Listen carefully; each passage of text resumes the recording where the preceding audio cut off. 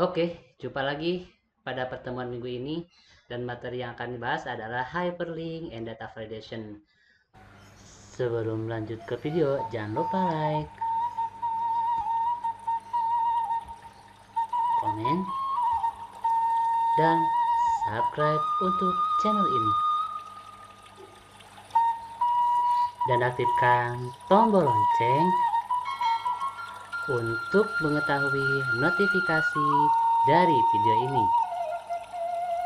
Oke, langsung saja lanjut. Sebelumnya, kita pastikan sudah membuka file atau aplikasi Microsoft Excel. Nah, di sini ada beberapa kata ya yang bisa dibaca. Klik untuk buka data barang, buka data konsumen, yang apabila ini diklik atau dipilih, maka secara otomatis akan memanggil data yang dipanggil, seperti misalnya menampilkan tabel barang. Oke, begitupun untuk data hyperlink ini bisa saja memanggil data yang ada pada sheet ini, bisa saja memanggil data di file lain. Contohnya seperti ini. Nah, ini adalah file lain yang dibuka melalui link dari Microsoft Excel. Langsung saja untuk praktikumnya.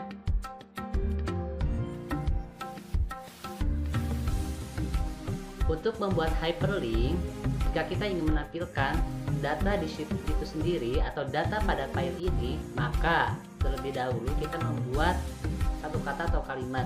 Misalnya klik di sini untuk ke tabel penjualan.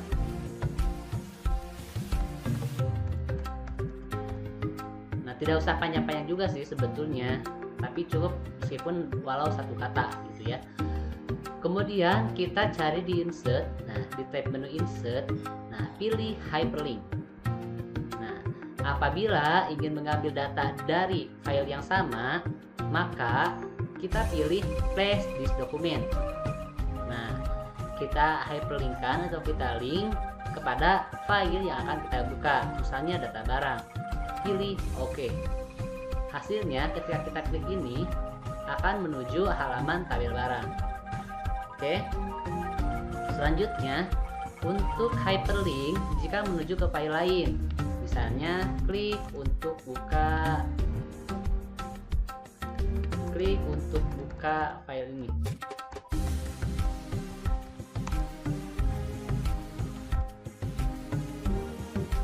Pada menu insert yang sama, pilih hyperlink, kemudian exiting file or web page. Nah, di sini kita bisa memilih file mana yang akan kita buka di sini. Misalnya, kita akan membuka modul untuk pertemuan ini. Oke, ingat ya, apabila ingin membuka di lain file, maka pilihnya exiting file or web page. Oke deh. Nah, selanjutnya, apabila ingin melihat hasilnya, pilih klik untuk buka file ini. Maka yang ditampilkan adalah file yang dituju atau file luar yang tidak ada pada sheet ini. Oke, itu untuk hyperlink. Selanjutnya, ada yang dinamakan data validation.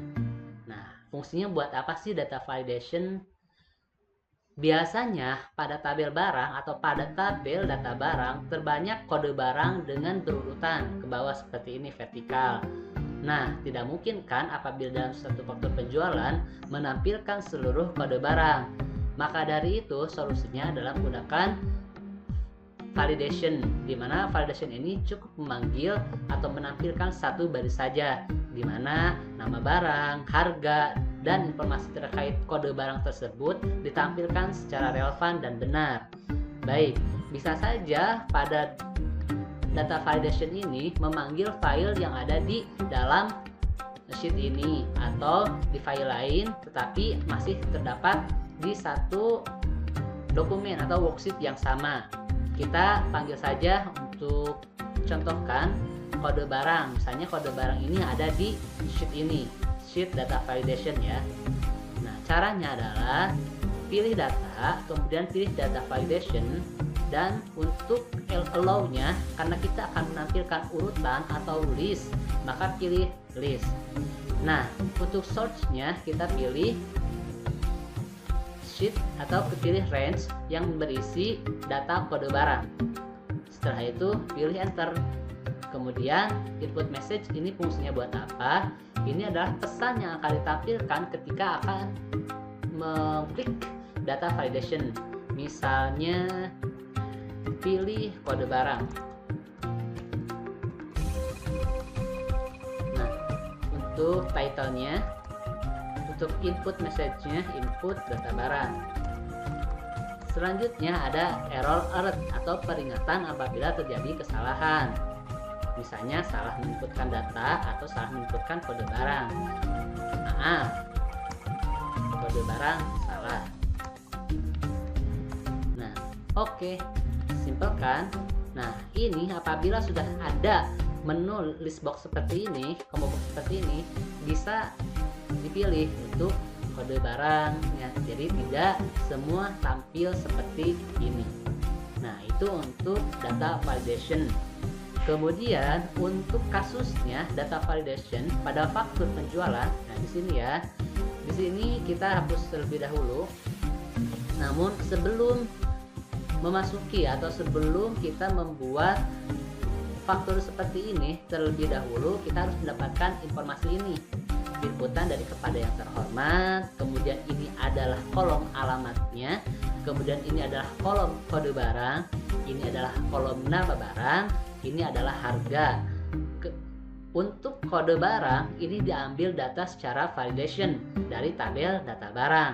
Selanjutnya apabila dipilih kode barang, maka nama barang dan harga muncul secara otomatis tanpa diinput secara manual. Kecuali untuk QTI atau quantity ini diinput secara manual. Untuk diskon ini diambil dari tabel data pembeli. Masing-masing pembeli memiliki diskon yang berbeda-beda. Pun untuk syarat pembayaran sama mengambil data dari data pembeli. Jadi ketika data pembeli diinput seperti ini saya contohkan, syarat pembayaran sudah dipanggil, diskon pun sudah ada di sini ya. Secara otomatis alamat pun sama sudah terpanggil di sini. Dan itu adalah fungsi untuk data validation, yaitu memanggil data apabila yang sesuai isinya. Oke, lanjut. Cara penggunaannya dengan menggunakan function VLOOKUP ini terhadap data pembeli dan kombinasinya dengan data validation adalah seperti ini. Tahap pertama yang dimunculkan adalah data validation untuk data itu sendiri. Ini kita hapus dulu ya codingannya. Ini anggap saja kita kosong. Nah, untuk kepada yang terhormat, karena data ini diambil dari data pembeli, maka pilih data, kemudian pilih data validation, kemudian di settingnya masih low-nya pilih list, kemudian source-nya kita pilih data pembeli, dan yang dia butuhkan adalah file nama customer-nya saja. Oke, maka secara otomatis akan muncul data nama pembeli. Nah, untuk menginputkan kolom alamat dan syarat pembayaran, ini kita perlu menggunakan function VLOOKUP. Nah, caranya adalah kita membandingkan data ini. Apabila data yang dipanggil adalah ini, maka alamat diisi ini, diskon diisi ini, syarat pembayaran diisi oleh ini. Oke, lanjut. Untuk functionnya adalah sama dengan if kolom ini ya, kolom kepada yang terhormat. Nah, kita ini buat function absolute. Kenapa ini diabsolutkan? Karena secara realnya bahwa dalam satu faktur hanya ada satu pembeli, dan satu pembeli hanya ada satu alamat, atau satu toko hanya ada di satu alamat gitu ya. Meskipun misalnya kasusnya buka cabang itu lain lagi, tetapi pada kasus ini adalah satu faktur dimiliki oleh satu toko, logikanya seperti itu. Maka apabila nama tokonya kosong ya, ini ya sama dengan kosong atau tidak ada datanya, maka kolom ini diisi kosong juga. Selain itu diisi data secara VLOOKUP, di mana lookup filenya sama adalah M9 atau nama tokonya ini diabsolutkan. Kemudian tabel array-nya kita ngambil dari data pembeli, Nah, ini adalah tabel array-nya. Selanjutnya, data yang akan diambil adalah kolom keberapa. Kita hitung kolom pada data pembeli. 1, 2, 3, 4. Karena yang dibutuhkan adalah alamat atau yang dicari adalah alamat dan alamat itu ada pada kolom kedua, maka kolom indeksnya diisi angka 2. Dan rank lookup-nya pilih false. Oke, jangan lupa membubuhkan kurung tutup enter, maka hasilnya untuk Semesta Store berada di alamat di Jakarta. Toko utang berada di alamatnya di Surabaya sesuai dengan daftar yang ada di tabel pembeli. Lanjut. Selanjutnya, hal yang sama dilakukan untuk menentukan diskon. Dan yang terakhir yang dibutuhkan adalah untuk syarat pembayaran. Codingannya hampir sama dengan cara menampilkan alamat. Maka yang dipilih adalah validation dari nama tokonya itu sendiri, sama dengan if nama tokonya jangan lupa diabsolutkan sama dengan kosong, maka kolom ini diisi juga kosong. Selain itu, cari data berdasarkan VLOOKUP untuk data toko, ya. Nah, range-nya berada di data pembeli. Kemudian syarat pembayaran ada di kolom keberapa? 1, 2, 3, 4. Ada di kolom keempat. Selain itu, kita false X match-nya. Tutup. Nah, mudah kan? Simple kan? Jadi secara otomatis ketika pelanggannya dipilih, alamatnya juga sudah terisi otomatis dan syarat pembayarannya pun sudah terisi otomatis. Begitupun dengan kode barang. Kode barang diambil dari data validation, di mana data validation ini diambil secara list dari tabel data barang. Nah, dikarenakan saya menggunakan kode dan nama barang, maka terlebih dahulu dilakukan concat antara kode dan nama. Maka sort yang dipilih adalah kode barang dan nama barang yang sudah digabungkan. Pilih enter, kemudian oke. Maka secara otomatis akan ditampilkan kode barang dan nama barang.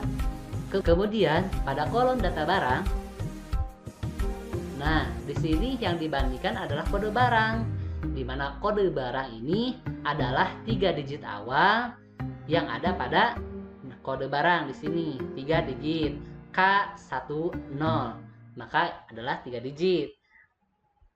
Dan jika dibandingkan pada data barang, ya, kode untuk K10 adalah Axio NVG 858 dengan harganya Rp5.754.000. Nah, maka dari itu, terlebih dahulu untuk mengambil codingnya sama dengan if. Nah, kode barang, ya, jika kode barangnya sama dengan 0 atau sama dengan kosong, maka nama barang juga diisi kosong. Selain itu, kita ambil secara VLOOKUP, ya, untuk ambil 3 data terlebih dahulu, 3 data atau 3 karakter dari kode barang, dimana yang akan kita ambil adalah 3 karakter. Oke, number of karakter dari kode barang.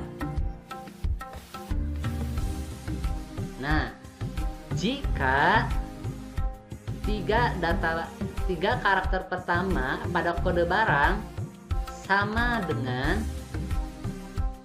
kode yang ada di tabel barang ini, ya, maka tampilkan nama barang. Karena nama barang ada di kolom kedua, maka pilih 2. Hasilnya adalah false match. Jangan lupa tutup, enter. Maka secara otomatis nama barang akan tampil, dipilih berdasarkan kode barangnya. Lah, kenapa ditambah barang dan tidak menggunakan function absolute seperti di data pembeli? Karena bisa saja satu toko ini membeli banyak barang, bisa juga membeli hanya satu barang.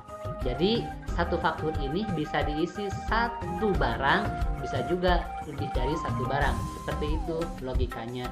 Pun hal yang sama dilakukan dengan cara menyebutkan harga, dimana kita kalau misalnya mau simple, tinggal copy saja untuk formula ini, kemudian pilih enter, short ke arah harga, dan kolom harga ada pada kolom ketiga, maka cukup mengubah kolom indeksnya saja, kemudian enter.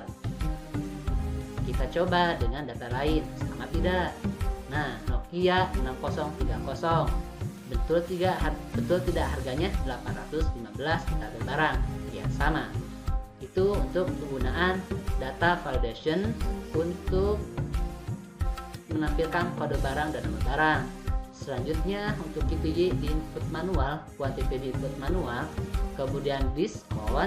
Nah, untuk perhitungan diskon kita melihat data pembeli, sama halnya seperti yang dilakukan untuk memanggil alamat. Diskon juga sama, untuk cepatnya kita copy paste ya, tapi saya tidak menyarankan untuk belajar apabila menggunakan copy paste ini. Saran saya di input manual saja supaya paham. Nah, kita pilih paste, kemudian diskon ini ada pada tabel ketiga, maksudnya pada kolom indeks ketiga, enter. Ini adalah 17%. Cara perhitungan total adalah harga dikali quantity dikurangi diskon. Oke, harga dikali quantity kurangi diskon.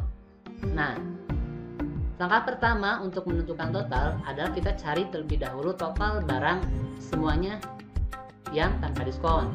Sama dengan ini, kita perlu buka ya, cari dulu harga seluruhnya tanpa menggunakan diskon, harga dikali quantity. Oke, nah harga tanpa diskon adalah 4.075.000. Nah, kemudian kita kurangi diskon. Nah, diskon diambil dari harga dikali quantity dikali diskon.